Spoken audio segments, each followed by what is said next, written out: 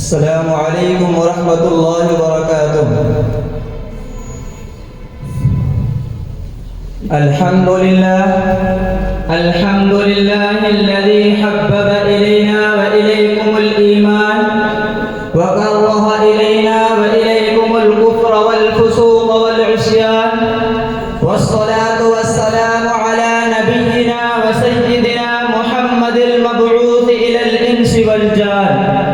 أما بعد، أيها الحفل الكريم، لما قبض رسول الله صلى الله عليه وسلم ارتد العرب عن دينهم وأرادوا هدم ركن أصيل من أركان الإسلام، وظنوا ظنونا واعتقدوا أوهاما، فما هي إلا أن قام رجل غيور اسمه أبو بكر الصديق، هزه نداء القرآن ودفعه منهج النبي المختار صلى الله عليه وسلم، حتى عاد المرتدون إلى الدين واندحروا أمام عزيمته الراسخة، وعاد الإسلام أقوى وأشمخ كما كان.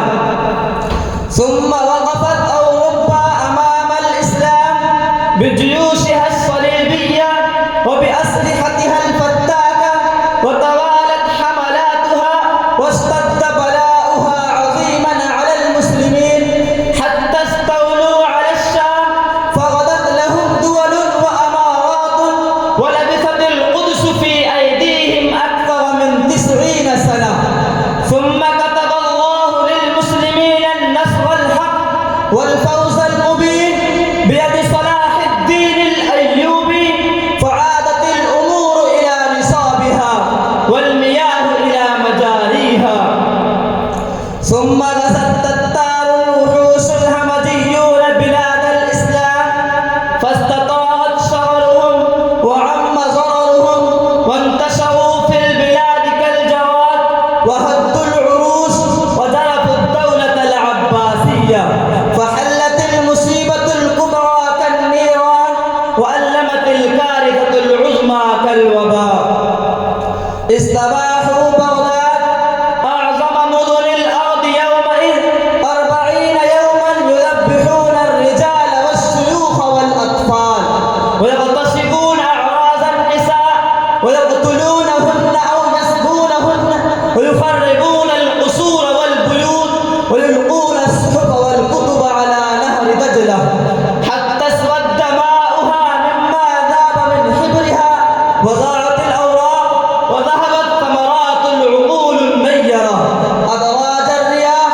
ولما انقضى 40 يوما بقيت بغداد خاوية على عروشها، كانت القتلى في الطرقات كأنها التلول، وقد سقط عليهم المطر، فتغيرت صورهم وامتن من جيفهم البلد، وتغير الهواء، فحصل الوباء حتى تعدى إلى الشام،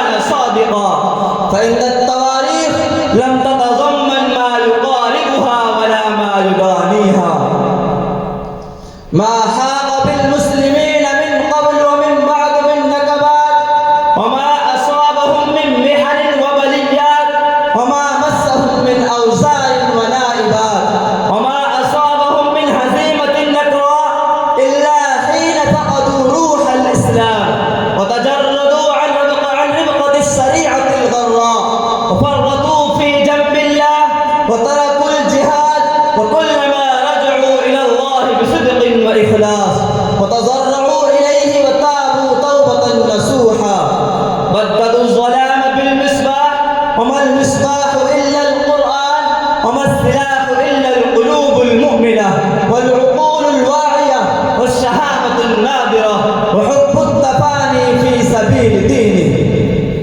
يا أشبال الإسلام، ليس من أسباب النصر إلا الرجال والسلاح، فما الذي ينقصنا؟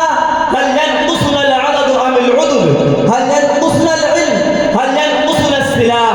فنحن المسلمين 1000 مليون وعلماؤنا أكثر من علماء اليهود. إذن فما غلبنا الأعداء بسلاحهم وبعددهم، بل إنهم غلبونا لضعفنا وهواننا، إنهم غلبونا لتفرقنا وانقسامنا، إنهم غلبونا بسبب أن أصابنا الوهن، وما الوهن غير حب الدنيا وكراهية الموت. ولكن بشرط يا إخواني، عندما ترتفعون بإيمانكم وترتفعون بأخلاقكم وترتفعون بغيرتكم وبشجاعتكم وبتضحيتكم وبجهادكم إلى مستوى عماد الدين وصلاح الدين ونور الدين، هناك سيزهق الباطل ويولي دبره، لأن الله أكبر من كل ظالم وطاغوت، والعاقبة للمتقين. وآخر دعوانا الحمد لله رب العالمين. ما شاء الله تبارك الله. بعد ذلك أوجه الدعوة إلى المساهم السادس.